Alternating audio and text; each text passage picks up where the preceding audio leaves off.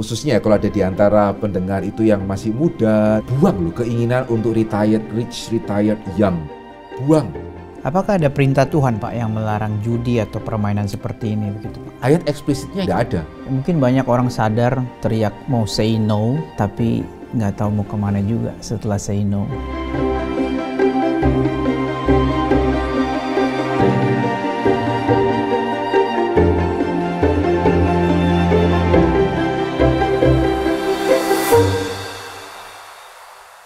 Selamat datang di Fokus Q&A, Fondasi Kekristenan untuk Semua. Program yang memfasilitasi iman kita di dalam mencari pengertian menuju orang Kristen yang dewasa. Saya Kia sebagai host dan di sini hadir Pendeta Dr. Hendry Ongkowijoyo, dosen perjanjian baru dari STT Reform Injili Internasional yang akan meresponi pertanyaan-pertanyaan kita. Halo Pak Hendry, kembali lagi di studio dan kali ini kita menerima pertanyaan-pertanyaan mengenai kripto dan juga judi online karena banyak juga pergumulan tentang ini ya, baik dalam gereja maupun di luar gereja di sana. Kita lihat ada suatu hal yang menyusahkan hidup banyak orang begitu ya. Baik, yang pertama Pak, saya mau mengajukan pertanyaan untuk Pendeta Hendry. Apa pandangan Pak Hendry dan pandangan Reform soal investasi kripto? Karena definisi dari investasi itu esensinya menciptakan value untuk orang banyak, bukan? Maka apakah orang Kristen dianjurkan untuk menghindari kripto? Ya, sebelum kita berbicara mengenai investasi kripto ya, kita mungkin perlu address terlebih dahulu. Karena kan juga ada anggapan bahwa kripto itu sama dengan seperti judi. Ya, salah satu bentuk kekinian lah ya dari pertaruhan dari judi itu. Nah, berkenaan dengan hal ini terlebih dahulu ya, tentunya kita harus mengatakan bahwa cryptocurrency itu pertama-tama tidak digagas untuk tujuan judi, at least sepertinya begitu. Gitu ya, itu adalah satu alat tukar digital gitu ya. Dan kenapa disebut sebagai cryptocurrency ya, karena menggunakan teknik kriptografi ya untuk memastikan bahwa transaksi itu berjalan secara aman. Ya, jadi kripto sendiri itu adalah mata uang digital.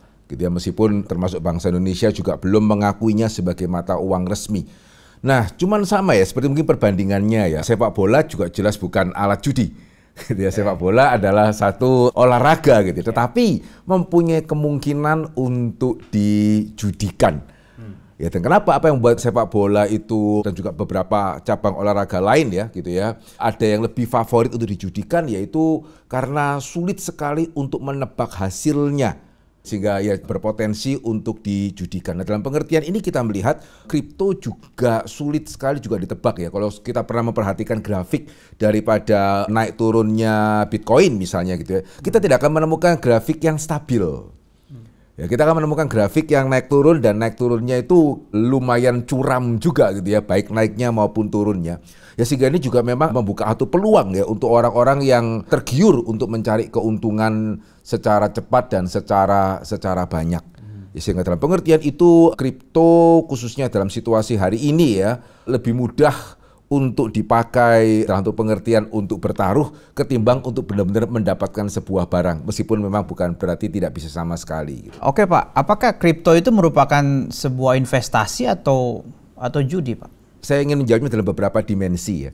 Yang pertama secara praktis. Secara praktisnya, at least dalam konteks yang kita tahu, sehingga tadi kan Pak Kias juga mengatakan ada banyak yang menjadi masalah, ada banyak juga yang mengalami kerugian gitu ya. Sehingga secara praktis kalau kita melihat, ya at least sebagian, mungkin sebagian besar orang ya memakai kripto ini bukan sebagai suatu investasi, tetapi untuk mencari keuntungan secara cepat.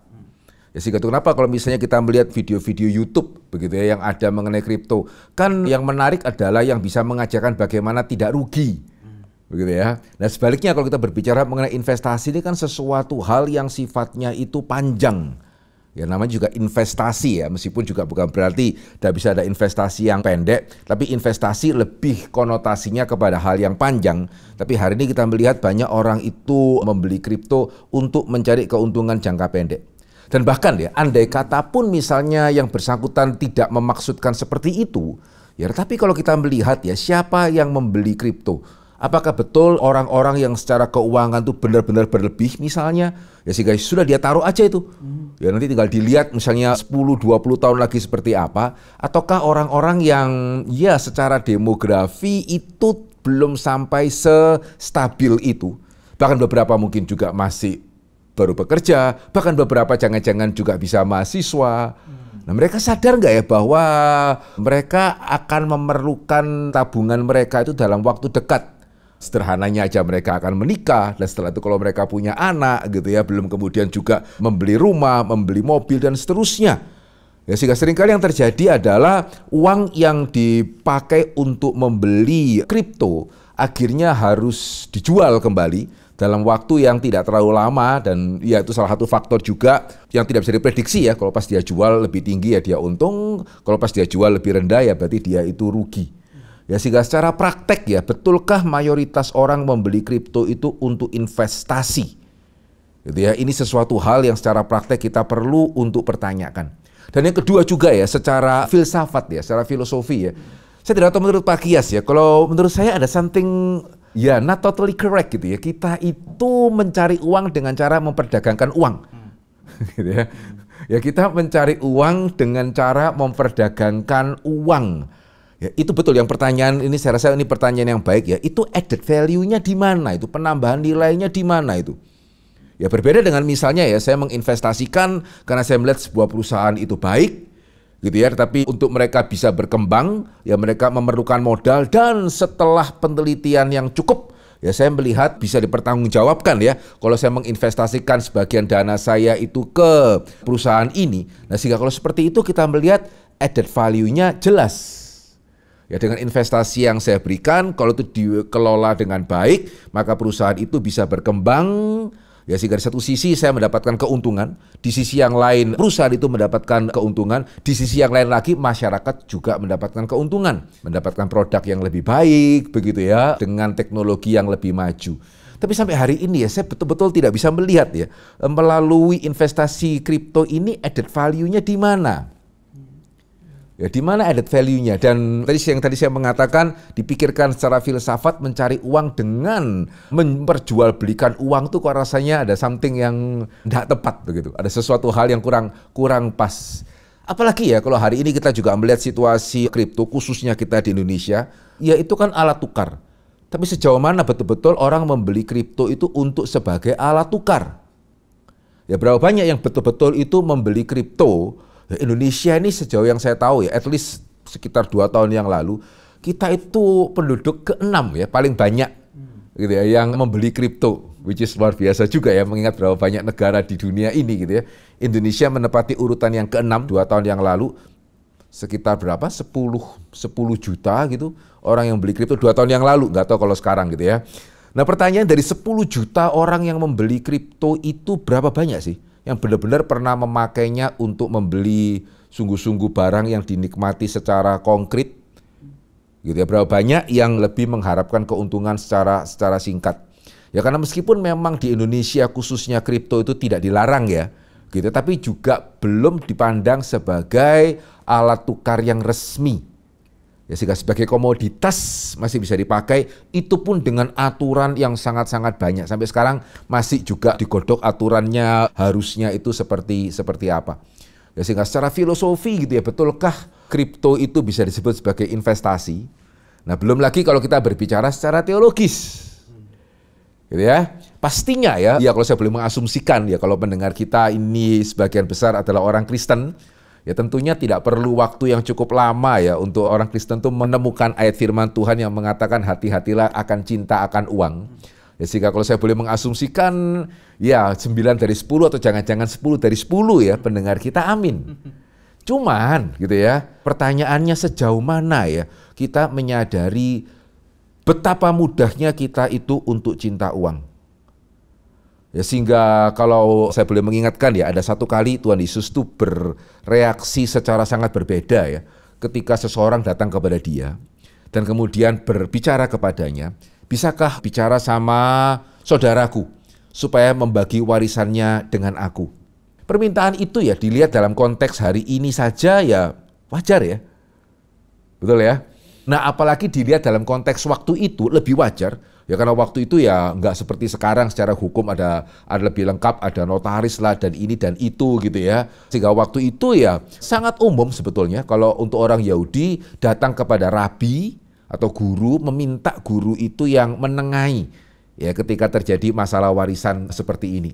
Tapi pada waktu itu kita melihat Yesus melakukan memberikan satu respon yang sejauh saya bisa katakan tidak pernah dia berikan kepada yang lain. Yaitu dia secara mentah-mentah menolak dan betul-betul itu menolak. Bahkan kalau saya boleh mengatakan ya, dia menolak itu ketus. Ya mungkin memang bukan yang paling ketus ya, karena kita juga pernah membaca Yesus mengatakan kepada seorang ibu Sirofenisia gitu ya, yang meminta supaya dia menyembuhkan anaknya gitu ya, dan dia menjawab bahwa tidak patut dia mengambil makanan anak memberikannya kepada seekor anjing. Itu lebih keras ya daripada, hai saudara, siapa yang mengangkat aku sebagai hakim di antara kamu? Ya, yang pertama tadi lebih keras, tetapi kan realitanya dikabulkan. Ya, anak dari perempuan Sirofenisia itu kan sembuh. Ya kalau kita baca cerita tadi itu betul-betul tidak. Tidak. Ya sehingga ini tidak biasa ya. Biasanya Yesus tuh kalau menolak menjawabkan ketika yang nanya itu memang mau menjebak. Gitu ya, engkaukah dengan otoritas apa engkau memporak-porandakan bait suci? Yesus tanya balik, menurutmu otoritas Yohanes itu dari mana? Ketika mereka menolak jawab, Yesus juga tidak jawab, gitu ya. Tetapi dalam permintaan ini itu kan nggak ada motif seperti tadi. Ya sehingga kenapa Yesus begitu keras? Karena di ayat selanjutnya dia mengatakan, please be very careful, hati-hati sekali. Itu bentuk yang dipakai adalah present ya. Begitu, jangan sampai itu cinta uang. Hati-hati. Ya jangan sampai tamak. Ya tamak itu berbahaya. Dan jangan pikir gitu ya, hari ini kita nggak tamak, besok kita nggak tamak. Besok kita nggak tamak, jangan pikir bulan depan kita itu tidak tamak. Ya, sehingga kita melihat hari ini seperti kripto ya, itu membuka diri kepada potensi ketamakan yang besar. Membuka diri kepada potensi ketamakan. Ya karena dia akan cek itu secara berkala bahkan juga, dan akhirnya kekhawatirannya di sana. Ingat ya, di mana hatimu, di mana uangmu itu adalah hatimu.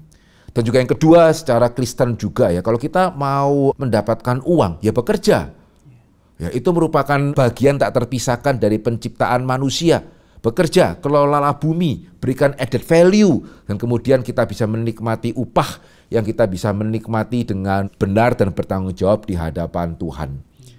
Satu lagi ya, yang juga membedakan kripto dari judi-judi yang lain ya, secara motif dasar, gitu ya.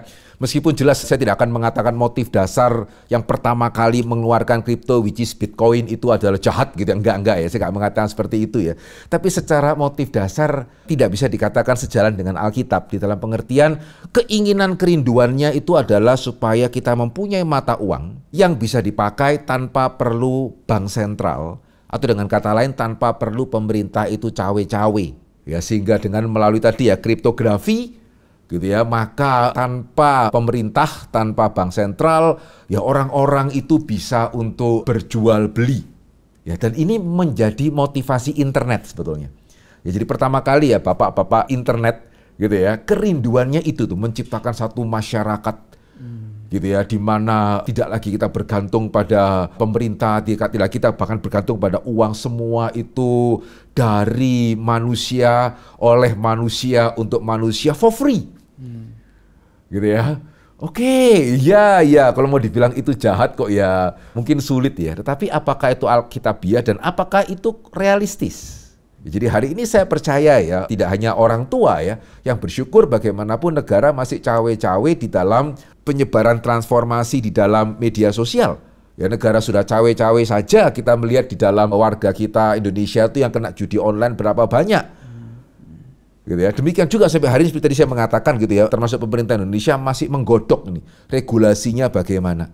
Sehingga apakah realistis gitu ya? Apakah realistis untuk mengharapkan satu dunia tanpa pemerintahan? Ya khususnya karena Alkitab jelas mengatakan Tuhan memberikan pedang kepada pemerintah. Sejauh mana kita perlu mengamini ya bahwa memang pemerintah tidak sempurna dalam hal ini ya, dalam hal keuangan juga ya. Salah satunya hari ini kan bank sentral di beberapa mungkin juga bahkan banyak negara cetak uang terus. Ya sehingga itu kan membuat nilai uang itu menurun. Sementara kripto at least seperti Bitcoin begitu ya sudah ada jumlah pasti. Ya jadi tidak akan terus dicetak. Ya at least janjinya begitu. Karena awalnya dulu kan juga bank sentral ada yang berbasiskan emas ya. ada emas berapa, cetak uang berapa, awalnya kan gitu ya. Sekarang kan ternyata tidak ya. Kripto apakah terus nanti seperti ini juga nggak tahu. Tetapi ya terlepas dari keinginannya yang bisa dimengerti, tetapi kalau kita kembali kepada firman Tuhan, melihat pentingnya pemerintah di dalam firman Tuhan, ya hari yang terjadi itu, ya to say the least itu tidak realistis. Karena faktanya juga hari ini pemerintah tetap cawe-cawe membuat aturan. Gitu. Dan juga biasanya yang beli kripto juga tidak beli langsung. Ya melalui perantara, which is berarti selain dia ada pihak lain yang punya kodenya. Ya hari ini kecuali mungkin pemain sangat besar ya, sebagian besar pemain itu kan beli kripto kan lewat perantara itu. Yang berarti bukan dia satu-satunya yang tahu identitinya dia, personal identitinya dia itu. Ya sehingga ya to say the least itu tidak realistis. Ya lebih lanjut daripada itu, ya meskipun kita tidak tahu ke depan ya bisa berbahaya sih, bisa berbahaya. Ya, tadi menarik tentang kerja sebetulnya Pak. Ya. Mungkin boleh elaborasi lagi makna kerja itu yang baik itu seperti apa Pak? Ya, nah ini ya khususnya kita yang percaya kita bukan hasil evolusi. Ya, berarti kita percaya bahwa setiap kita itu diciptakan itu dengan kesamaan sekaligus dengan keunikan. Ya, kesamaannya adalah setiap kita diciptakan itu dengan meaning, dengan makna. Ya, yang dikaitkan dengan bagaimana kita bekerja, ya, dengan bagaimana kita mengelola alam ini, ya, sehingga meaning itu benar-benar itu menghasilkan sesuatu hasil yang konkret. Ya, tetapi berbeda adalah setiap kita tidak sama dengan HP yang ya harap yang justru kalau satu berbeda dengan yang lain masalah gitu ya, satu lebih tipis, satu lebih tebal, itu namanya cacat produk ya. Nah manusia kan tidak, ya setiap kita itu kan diciptakan unik. Ya sehingga pada waktu kita menemukan keunikan masing-masing dan memakainya gitu ya untuk kita bisa mengelola alam, dan setelah itu daripadanya kita mendapatkan ya istilahnya upah gitu ya. Nah di sana kita akan mendapatkan satu makna di dalam kehidupan. Gitu ya. Kita kadang-kadang mungkin iri ya melihat anak orang kaya gitu ya yang tidak bekerja bisa beli mobil ini, bisa beli mobil itu dan seterusnya. Tetapi ya orang Tionghoa itu mempunyai satu pepatah ya. Di balik rumah yang besar ada air mata yang kita itu tidak tahu. Nah khususnya kalau ada di antara pendengar itu yang masih muda dan seterusnya gitu ya. Buang loh keinginan untuk retired rich, retired young. Gitu ya, buang. Apalagi kalau saudara mengaku diri sebagai orang percaya. Gitu ya, buang itu falsafah hidup yang palsu yang mengatakan you only live once. Buang itu gitu dan carilah talenta kita dengan baik, sekolah dengan baik, kerjalah dengan baik, dan saudara akan lebih bahagia. Saudara kemungkinan nggak lebih kaya sih daripada anak orang kaya yang bisa pakai harta orang tuanya tapi tidak bisa cari. Tapi ya kalau saya boleh mengatakan sebagai hamba Tuhan, saudara akan lebih meaningful, tidur lebih baik begitu ya, dan bangun juga bukannya saya mau beli mobil apa lagi hari ini. Gitu. Jadi itu ya, pekerjaan itu sesuatu hal yang tidak bisa dipisahkan dari manusia itu. Apakah ada prinsip-prinsip ya Pak mengenai investasi Pak yang bisa dibagikan? Ya, jadi tadi ya investasi itu, nah gini kita mesti sadar yang pertama nih Pak Kias, investasi itu pekerjaan bukan permainan. Ya hari ini dari namanya saja ya kita harus sudah worried itu, main saham. Jadi ini permainan kah? Ya, jadi banyak orang yang di satu sisi deny, udah bisa saham itu enggak serta-merta sama dengan judi, which is betul dalam sebagian kasus gitu ya, orang bisa memakai saham sebagai investasi. Tapi yang menarik ya seringkali tanpa sadar yang tersinggung mungkin gitu ya, ketika saham itu disebut sebagai judi. Lah kok mereka sendiri yang amin-amin aja gitu dengan istilahnya main saham. Main saham bisa kaya dari permainan itu apa ya? Gitu ya. Ya bisa kaya dari permainan apa di dunia ini yang main dan menjanjikan kekayaan segera? Ya jawab sendiri aja sudah. Ya kira-kira apa di dunia ini ya yang main sambil sekaligus menjanjikan kekayaan dalam waktu singkat gitu. Selain judi, contoh keduanya apa itu? Gitu ya. Jadi kalau kita mau benar-benar itu investasi ya, kita mesti melihat investasi itu sebuah pekerjaan. Jadi kalau sebuah pekerjaan, saudara benar-benar mau menekuni itu ya, tidak bisa sekedar belajarnya dengan lihat YouTube ya. Gitu ya. Seberapa jauh memang saudara merasa talenta saudara di sana, saudara ambil jurusan yang manajemen dalam hal itu, saudara mempelajari sungguh-sungguh bagaimana kinerja perusahaan dan seterusnya gitu ya. Item-item apa yang mesti dilihat, gitu, perusahaan apa yang saudara mesti support dan seterusnya. Ya, sehingga investasi kita mesti melihat bukan suatu permainan. Ya, investasi suatu pekerjaan yang serius, yang mesti juga dipersiapkan dengan serius kalau memang kita itu maunya investasi. Ya, jadi nggak bisa cuma sekedar lihat 1-2 video, oh pokoknya sekarang saya nggak bisa rugi. Itu berarti ya itu tadi ya, itu main atau kerja itu. Ya, sehingga dan juga kedua ya, kita mesti membedakan sebetulnya antara investasi dengan menabung. Ya, sehingga kalau menabung itu lebih tujuannya untuk menjaga ya, supaya nilai uang yang kita sudah dapat jangan menguap begitu saja. Bukan untuk menambah jumlah uang kita tanpa harus bekerja, kemudian dapat langsung sekian kali lipat begitu ya. Ya, sehingga di dalam hal menabung, juga perbedaan yang kedua ya, menabung itu berarti ada ya sarana-sarana yang at least, karena memang kita harus mengakui ya, inflasi di Indonesia ini lumayan ya. Ya, jadi andai kata kalau misalnya kita ada penghasilan, kita taruh saja di rumah, andai kata tidak ada ngengat dan karat, ada inflasi itu. Ya, setiap tahun taruhlah kalau 4-5% gitu ya, maka ya 20 tahun itu habis gitu ya. Ya, sehingga tetapi ada ya, maksudnya hal-hal yang kita bisa pakai yang menghasilkan bunga sebesar itu gitu ya. Nah, itu masuk kepada tabungan. Dan bedanya adalah kalau kita menabung, kita tidak merasa harus mencek itu setiap hari khawatir naik atau turun. Ini salah satu tips gampangnya ya, saudara ini menabung atau investasi itu. Atau bahkan menabung atau main itu. Nah, kalau main gitu ya, saudara akan cek terus. Saudara akan berdebar-debar terus, sama seperti kalau saudara judi bola gitu ya. Wah, ini hampir main, wah ini kapan wasit itu bunyikan peluit panjangnya. Nah, harusnya saudara tahu, sudah jangan berkilah lagi, saya investasi kok, atau saya ini menabung. Menabung ya carilah satu instrumen yang memberikan hasil yang kurang lebih sama dengan inflasi, ya sudah taruh aja sudah. Ya, meskipun dengan kesadaran ya, tetap yang Alkitab katakan di dunia ini gitu ya, never expect bahwa ada alat investasi yang sepenuhnya aman. Tetapi ada yang relatif aman dan tidak perlu dicek secara berkala, ada yang mesti seberapa, bahkan mungkin sejam 2 jam sekali diperiksa gitu. Apakah ada perintah Tuhan, Pak, yang melarang judi atau permainan seperti ini begitu, Pak? Ya, ini menarik sekali ya, khususnya karena saya baru ada salah seorang mahasiswa seminari gitu ya, yang WA ke saya karena dia punya seorang teman, dia tahu temannya ini suka judi. Dan ketika dia coba mengingatkan, mahasiswa seminari kita ini berusaha mengingatkan temannya supaya jangan berjudi, temannya bilang, hamba Tuhannya bilang berjudi itu tidak apa-apa itu. Kita tidak perlu ngomong dari mana lah ya gitu ya, teman. Hamba Tuhannya mengatakan begitu asal nggak sampai utang katanya. Ya, dan dia mengajukan pertanyaan klasik. Di mana ayatnya itu tidak boleh berjudi. Nah, saudara, kita mesti mengatakan ya, ayat eksplisitnya ya memang tidak ada.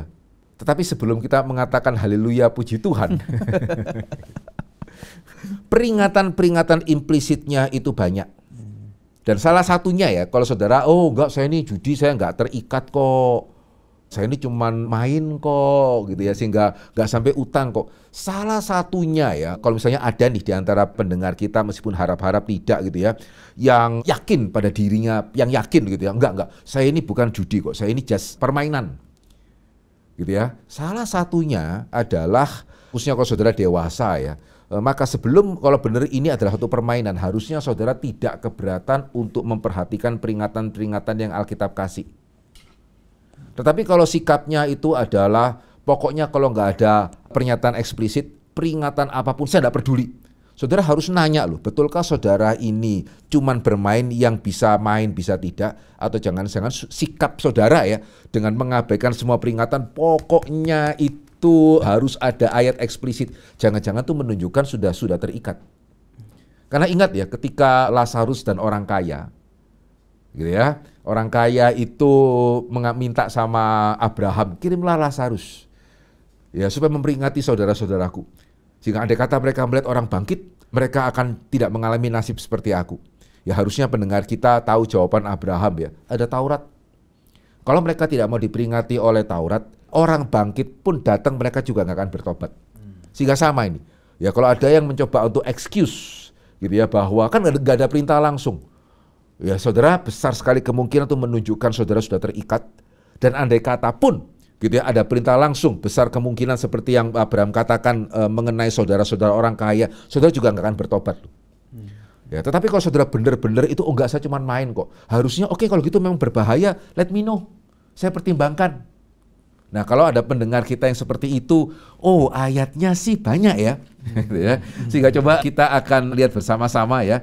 Beberapa ayat jelas yang paling terkenal, ya 1 Timotius pasal yang ke-6 ayat yang ke-10 ya. Akar segala kejahatan ialah cinta uang. Ya, sebab oleh memburu uang lah beberapa orang telah menyimpang dari iman dan menyiksa dirinya dengan berbagai-bagai duka. Ya, apakah kita tidak pernah melihat orang berjudi yang seperti ini? Dan bagi yang belum, hati-hati seperti tadi yang saya pernah mengatakan ya, jangan membawa diri juga ke dalam pencobaan. Ya, kemudian berikutnya Ibrani pasal 13 ayat yang ke-5. Janganlah kamu menjadi hamba uang dan cukupkanlah dirimu dengan apa yang ada padamu. Karena Allah telah berfirman, aku sekali-kali tidak akan membiarkan engkau dan aku sekali-kali tidak akan meninggalkan engkau. Ya. Sehingga apakah salah kalau saya mengatakan judi itu merupakan salah satu aktivitas yang paling ampuh untuk membangkitkan rasa tidak cukup gitu. Ya. Ya, tadi kan jelas dikatakan cukupkanlah dirimu. Ya, cukupkanlah dirimu. Berapa banyak orang yang berjudi itu mencukupkan diri, atau yang lebih realistis, yang lebih realitanya adalah orang yang berjudi adalah orang-orang yang paling tidak merasa itu cukup. Ya, baik menang maupun kalah. Ya, sehingga sama juga ya Pengkhotbah pasal ke-5 ya, ayat yang ke-9 dan 10. Siapa mencintai uang tidak akan puas dengan uang. Siapa mencintai kekayaan tidak akan puas dengan penghasilannya. Ya, ini pun sia-sia dengan bertambahnya harta, bertambah pula orang yang menghabiskannya, dan apakah keuntungan pemiliknya selain daripada melihatnya. Ya, mesti hati-hati sekali. Dan yang satu hal juga yang sangat penting ya, 1 Korintus pasal ke-8 ayat yang ke-12. Jika engkau secara demikian berdosa terhadap saudara-saudaramu, melukai hati nurani mereka yang lemah, engkau pada hakikatnya berdosa terhadap Kristus. Ini konteksnya jangan menjadi batu sandungan. Ya, sehingga ya seringkali orang yang berjudi yang mengatakan seperti itu gitu ya. Pernah terpikir nggak ketika orang lain tahu bagaimana itu menjadi batu sandungan? Dan sekali lagi, ya sama seperti jangan berpikir bahwa kita belum kok, hari ini saya tidak terikat uang. Jangan terpikir kita aman. Demikian juga jangan terpikir bahwa kita pasti tidak menjadi batu sandungan. Ya, makan minum saja bisa menjadi batu sandungan, apalagi judi. Ya, karena secara umum ya saya rasa kita bisa mengamini ya. Ya, secara umum orang ketika mendengar judi itu not good. Ya, sehingga beberapa negara di Asia yang mengizinkan judi ya kecuali warganya. Ya, harusnya itu kan sudah cukup clear begitu. Gitu ya. Jadi sebetulnya sangat-sangat banyak ya peringatan-peringatan yang Tuhan berikan kepada setiap kita. Dan kalau betul di sini ada pendengar yang enggak, saya enggak kecanduan kok. Harap itu dipertimbangkan baik-baik dan bukannya langsung di-skip begitu saja gitu. Jadi bagaimana Pak melihat judi sebagai suatu permainan ya, permainan? Oke. Nah, kalau saya boleh mengatakan ya, judi itu terlalu berbahaya untuk sebuah permainan. Cari mainan yang jangan bahaya-bahaya gitu ya. Ya, jangan membawa diri ke dalam pencobaan khususnya hanya gara-gara itu mainan. Ada banyak mainan lain yang lebih tidak berbahaya. Ya, ada banyak mainan lain yang lebih tidak merusak rumah tangga. Ya, ada banyak mainan yang lain yang lebih tidak bahkan menyulitkan negara. Ya, sehingga saya pernah baca hari ini kenapa negara kita cukup sulit gitu ya. Ternyata ya salah satunya yang kena judi online itu banyak dan banyak sekali. Ya, sehingga saya tidak tahu apakah benar ada dalam pendengar kita yang masih menganggap judi itu mainan. Secara sederhana ya carilah mainan yang lebih tidak berbahaya. Apalagi tadi kita melihat hal-hal yang berkenaan dengan uang, jangan dianggap sebagai mainan. Ya, Tuhan Yesus tidak dengan sembarangan mengatakan engkau tidak bisa menyembah Allah dan mamon. Ya, dengan kata lain, uang itu sesuatu hal yang sangat memikat hati. Ya, sehingga jangan cari mainan yang berbahaya, jangan cari mainan yang melibatkan, ya tadi ya, jelas kalau kita punya hobi itu melibatkan uang ya, tapi saya percaya pendengar kita tahu maksudnya, jangan bermain-main dengan uang itu. Gitu ya, itu berbahaya dan mesti ingat, ya kita yang mempunyai uang memang bukan untuk dilayani. Ya, uang itu untuk dipakai, tapi uang juga bukan untuk dibuang-buang. Ada pertanggungjawaban. yang saudara harus berikan ketika saudara diberkati Tuhan, dan uang itu saudara hambur-hamburkan, buang-buang melalui judi. Karena ya secara umum kalau kita melihat yang namanya kasino gitu ya, kalau kita pernah ya jangankan ke Las Vegas ya, ke Macau lah gitu ya, ya tidak ada lah. Kalau kita melihat kasino itu besar sekali, uang dari mana? Ya, jangan sampai dari orang Kristen gitu. Ya, jadi saya rasa sangat-sangat mengecilkan kalau kita menganggap judi sebagai suatu permainan. Greedy itu masuk dalam salah satu 7 dosa maut. Tadi kita bahas tentang judi panjang lebar, tapi apakah greedy itu hanya di dalam judi atau di dalam pengejaran uang dalam pekerjaan-pekerjaan yang mungkin masih legal gitu, tidak membahayakan juga, tapi orang itu mati-matian kerja dan sebagainya, misalnya seperti itu. Iya, ini pertanyaan yang baik sekali sih Pak Kias ya. Ya greedy itu secara esensi ya never enough ya, atau bahasa lainnya a little bit more. Ya. Gitu ya, sehingga ini saya pernah baca sih, cerita sungguh-sungguh terjadi ya, ketika ada orang yang wah hartanya sudah banyak deh. Ya sementara ya keluarganya tidak diperhatikan, terus dia ada seorang teman yang concern ya, sehingga mengatakan kamu mau sampai kapan?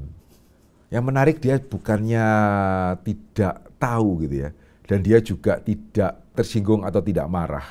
Ya at least dia lebih jujur mungkin dari yang mengatakan oh saya cuma main kok, oh ini demi anak kok gitu ya. Cuman ya dia ngomong dengan kasihan juga sebetulnya ya. Jadi dia bilang, terus temannya tanya kan, kamu mau sampai kapan?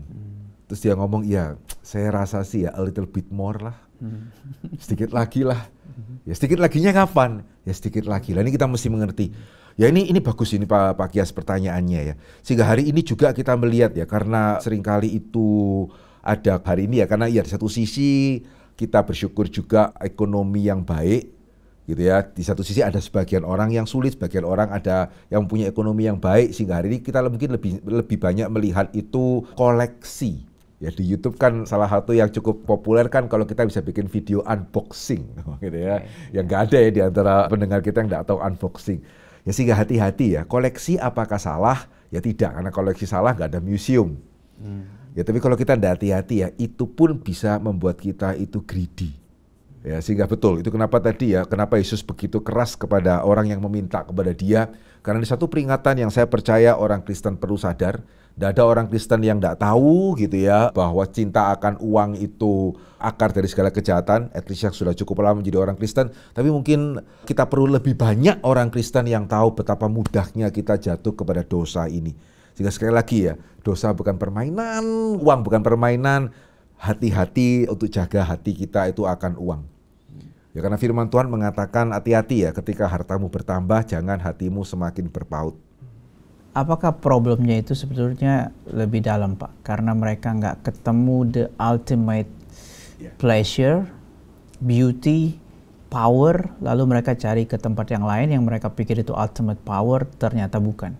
Ya, saya rasa ini satu kesimpulan yang baik ya. Apa yang Agustinus itu katakan berlaku ya, meskipun cara memenuhinya beda-beda. Ada satu kekosongan di dalam hati manusia gitu ya, yang hanya bisa dipenuhi oleh penciptanya.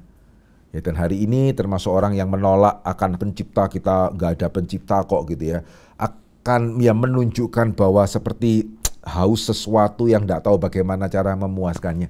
Ya, sehingga saya rasa saya bisa setuju ya dengan apa yang Pak Kias katakan begitu. Ya, sehingga kalau sampai saudara merasa kosong terus gitu ya, saudara harus ngambil langkah yang lebih dalam gitu. Ya harus mulai berefleksi. Kenapa? Ya karena memang manusia tidak diciptakan itu meaningless. Sehingga pada waktu hidup kita itu meaningless, kita merasa sangat gelisah. Gitu. Sayangnya gelisahnya tidak kemudian kembali. Sebetulnya padahal kalau kita gelisah itu sebetulnya seperti kita itu lapar atau kita merasa sakit ya. Itu tanda-tanda yang baik untuk mencari pengobatan. Tapi jangan kemudian diobati secara salah. Gitu ya, sehingga ya saya mengaminkan apa yang Pak Kias tadi barusan katakan ya. Ya mungkin banyak orang sadar lalu teriak mau say no, tapi nggak tahu mau kemana juga setelah say no. Nah ini harusnya itu gereja. Ya, sehingga di dalam gereja orang menemukan gitu ya, bagaimana mulai belajar mencari kehendak Tuhan. Secara konkret mulai belajar melayani. Ya, secara konkret mulai untuk melihat lebih luas daripada sekedar dirinya, anaknya, uangnya, dan keluarganya. Ya, tapi tadi saya mengatakan ya, ini kita tidak perlu menuduh yang satu dan yang lain, tetapi ya kita mesti sama-sama mawas diri ya. Jangan sampai gereja itu malah mendorong jemaat memakai Tuhan melayani uang. Gitu ya, hati-hati sekali, jangan sampai gereja justru mendorong jemaat memakai Tuhan untuk melayani uang. Ya, karena itu tidak akan mendatangkan apa yang baik. Mungkin itu akan mendatangkan persembahan yang lebih besar, gitu ya. Tetapi itu tidak akan mendatangkan apa yang baik untuk jemaat kita sih. Harusnya di gereja, Pak Kies. Gitu ya, orang Kristen mulai melihat, oh ternyata dunia ini luas ya. Ya, misi Tuhan itu ada ya, begitu ya. Bukan cuma seputar saya sekolah untuk kerja, saya kerja untuk makan, kemudian saya makan sebelum saya mati, begitu. Baik, Pak. Thank you, Pak, buat jawabannya. Kiranya boleh menjadi berkat. Kita bersyukur pertanyaan-pertanyaan sudah boleh dijawab, tapi kalau saudara masih mempunyai pertanyaan yang lain, silakan mengirimkan pertanyaan Anda melalui WhatsApp atau komen di YouTube. Link kelas fokus episode 1-22 yang membahas dari penciptaan sampai eskatologi bisa didapatkan di dalam kolom deskripsi. Jika saudara mendapat berkat dari program ini, silakan men-share kepada yang lain. Mari kita bersama bertumbuh menjadi orang Kristen yang dewasa. Tuhan memberkati.